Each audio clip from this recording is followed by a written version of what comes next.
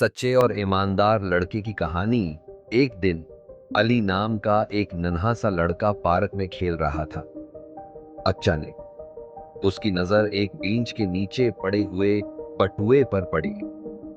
अली ने बटुआ उठाया और इधर उधर देखा, लेकिन कोई आसपास नजर नहीं आया। वो सोच में पड़ गया, क्या मुझे ये बटुआ रख लेना चाहिए? लेकिन फिर उसे नबी करीम सल्लल्लाहु अलैहि वसल्लम की हदीस याद आई। रसूल अल्लाह ने फरमाया, जिस शख्स में अमानतदारी नहीं, इसका ईमान नहीं, और जिस शख्स में वादे की पासदारी नहीं, इसका देन नहीं। अली ने दिल में सोचा, मुझे ये बटुआ किसी बड़े के हवाले कर देना चाहिए। फिर वो सीधा मस्जिद की तरफ चल पड़ा। जब वो मस्जिद पहुंचा तो उसने इमाम साहब को बटोहा दिया और सारा वाकया बता। कुछ देर बाद एक परेशान हाल आदमी मस्जिद में दाखिल हुआ।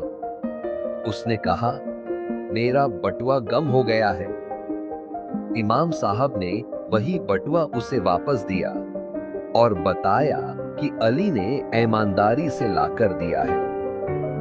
वो आदमी खुश हो गया, उसकी आंखों में शुक्रगुजारी थी। वो अली से कहने लगा, बेटा, तुम वाकई बहुत अच्छे और सच्चे हो। अल्लाह तुम्हें जजा दे। अली का दिल खुश हो गया। उसे पता था कि उसने सच का रास्ता चुना और यही सबसे अच्छा फैसला था। सबक: हमेशा सच बोलें और ईमानदारी अख्तियार करें। अल्लाह सच बोलने वालों से मोहब्बत करता है।